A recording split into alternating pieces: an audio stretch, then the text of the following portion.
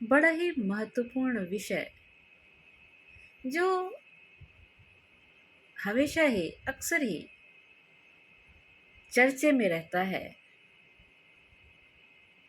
कि संगति का प्रभाव मनुष्य के ऊपर कितना पड़ता है।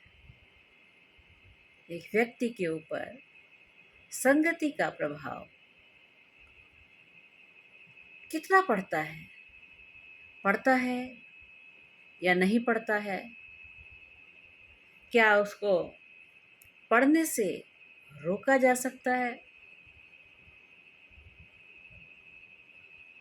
तो इसके बारे में बहुत सारे विचार सामने आते हैं। बहुत से लोगों की विभिन्न प्रकार की राय है। बड़े बड़े लेखकों ने, कवियों ने भी इसके बारे में चर्चा की है। कदली सीप भुजंग मुख, स्वाति एक गुण तीन, जैसी संगत बैठी तैसो ही फल दीन। रहीमदास जी ने कहा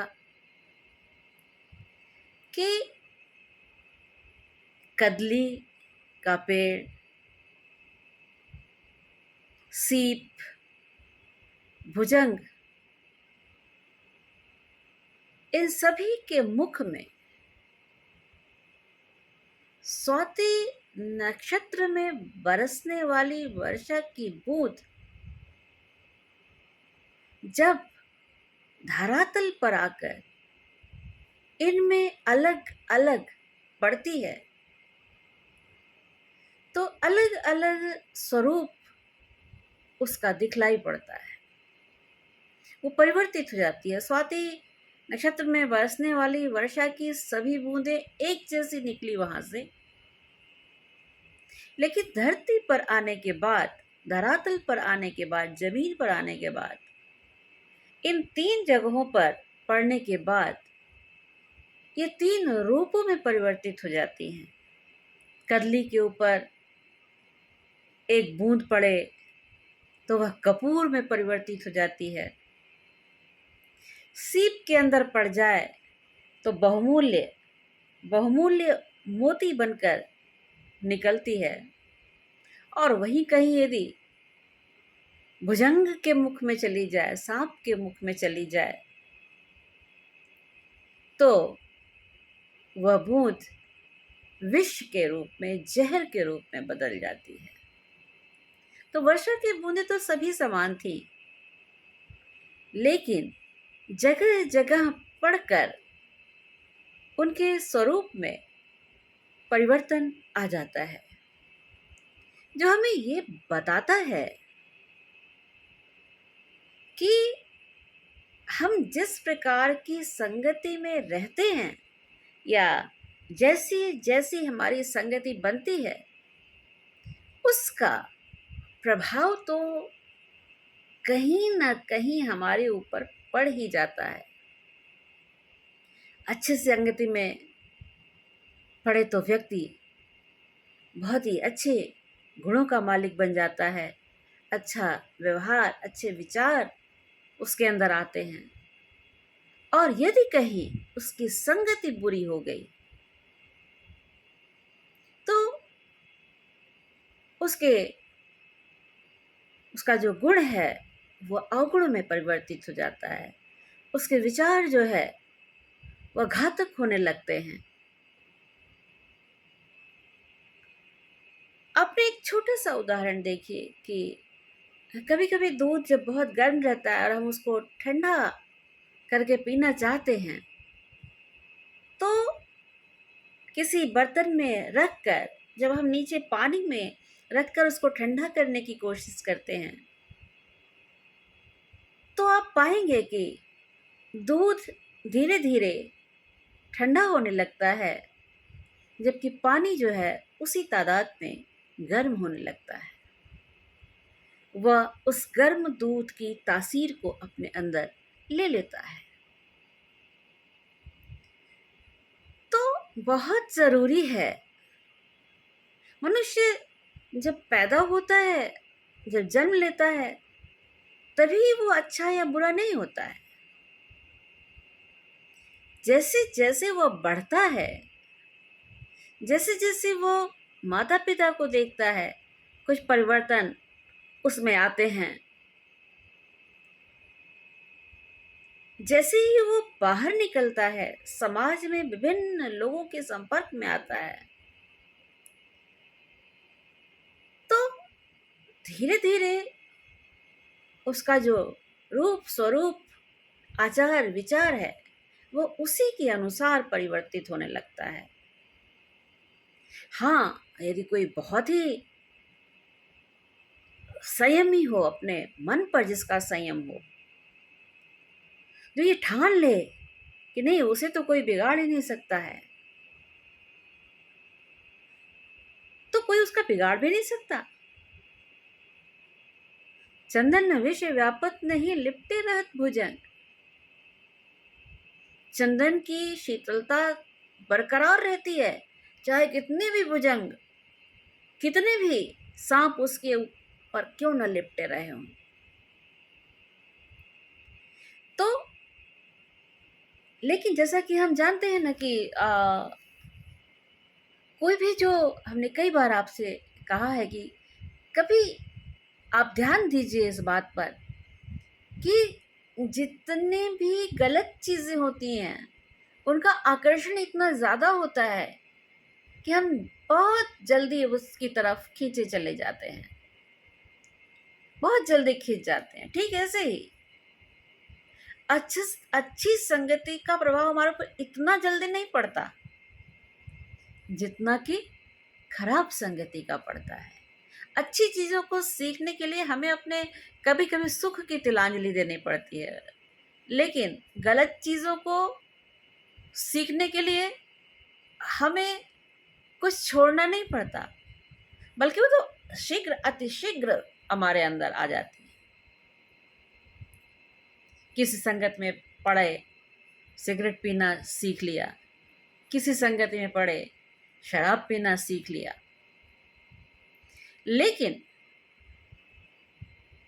अगर आप किसी अच्छी संगति में जा रहे हैं और उसका प्रभाव बहुत तीव्र गति से आपके ऊपर पड़े और आप उसे आत्मसात करने लग जाएं, तो जल्दी से जल्दी आपके आचरण का परिवर्तन भी हो जाता है। आप उसी प्रकार के सुघड़ बनकर निकल सकते हैं। एक छोटा सा उदाहरण हम आपको देते हैं। गाजर है, गाजर ले लीजिए आप, आंवला ले लीजिए आप, आम ले लीजिए आप। जब आप इनको नमक के साथ रखते हैं, मिर्च के साथ रखते हैं, तो ये नमकीन बन जाते हैं, तीखे बन जाते हैं या कड़वे बन जाते हैं, जिस तरह की चीज में आप रखें उनको। और यदि आप इनको मीठे के साथ रखें तो ये इनके अंदर मिठास पनप जाती है। सठ सुधरई सत्संगति पाई। यदि बहुत ही सौभाग्यशाली लोग होते हैं वो, जिनकी संगति भी अच्छी मिल जाती है। बड़े से बड़े दुरात्मा भी अच्छी संगति पाकर सुयश को प्राप्त हुए। अंगुलीमाल ने बुद्ध का सुना तो क्या से क्या बन गया, वाल्मीकि क्या थे और क्या से क्या बन गए। तो बहुत कुछ सब तो नहीं कह सकते, क्योंकि अपवाद इस दुनिया में अवश्य होते हैं। यदि अपवादों को छोड़ दिया जाए तो इतना तो निश्चित हो जाता है कि संगति का असर हमारे ऊपर खूब पड़ता है, और खूब ही पड़ता है। इसलिए बहुत ज़रूरी है आज के समय में, आज के समय में तो हमारे जो दोस्त हैं, जो यार हैं, वो सारे सोशल मीडिया ही हो गए हैं,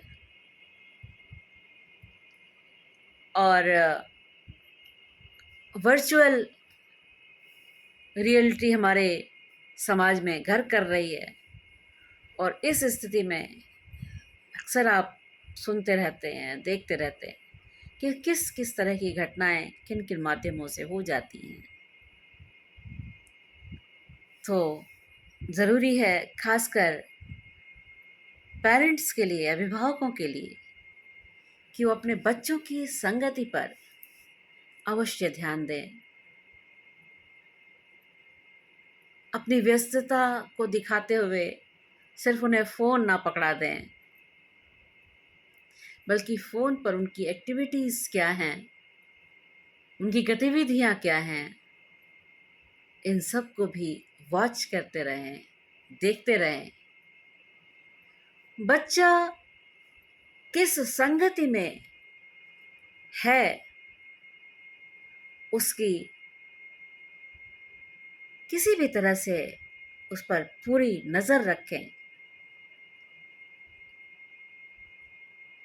और इस तरह से हम अपनी आने वाली पीढ़ी को खराब संगति में पड़ने से बचा सकते हैं।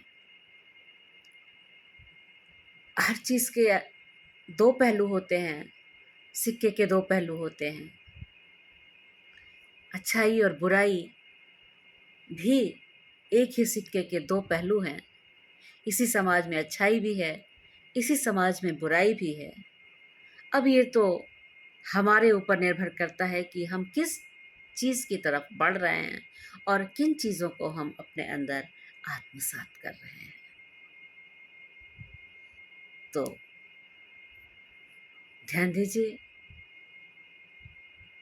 कि हम इस दुनिया में जो बहुत ही अमूल्य जीवन लेकर हम आए हुए हैं, उसका कोई भी हिस्सा किसी गलत संगति में पड़कर कभी बर्बाद न होने पाए। हमेशा ही अच्छी संगति रखिए, क्योंकि काजल की कोठरी में कितनों ही सयानो जाए, एक लीक काजल की लागी तो लागी है। आप सोचिए कि गलत संगत में जाकर आप बेदाग होकर निकल आएंगे, तो ऐसा तो कभी हो ही नहीं सकता है।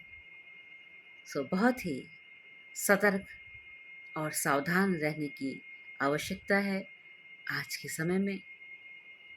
आज की पीढ़ी को बनाना, संवारना हमारे ही हाथों में है। हम उस पर ध्यान दें तो पीढ़ी सुंदर रास्ते की तरफ बढ़ेगी, विकास करेगी। और यदि हमने उसे यूं ही छोड़ दिया तो गलत राह पकड़ने में देर नहीं लगेगी। सो आज इसी वक्तव्य के साथ, इसी सीख के साथ हम आपको आगाह करते हुए आपसे विदा लेते हैं। और चलते चलते फिर से कहेंगे आपसे कि यदि आपने अभी तक आपने हमारे चैनल को, काव्य तरंग पुष्पलता राय को सब्सक्राइब नहीं किया है, तो प्लीज़ प्लीज़ प्लीज़ कृपया जल्द से जल्द इसे सब्सक्राइब करें और हमारी बातें यदि आपको पसंद आती हैं तो उसे लाइक और शेयर भी अवश्य करें। अपने विचार मुझ तक प्रेषित करें, भेजें। मैंने हमेशा आपको कहा है कि आपके विचारों को मैं समझूंगी और जिन विषयों पर आप कुछ जानना चाहते हैं, सुनना चाहते हैं, हम उसे आप तक पहुंचाने की पूरी कोशिश करेंगे, पूरी कोशिश करेंगे। तो चलिए आज आपसे विदा लेते हैं। अपना ध्यान रखिएगा, अपने स्वास्थ्य का ध्यान रखिएगा। नमस्कार।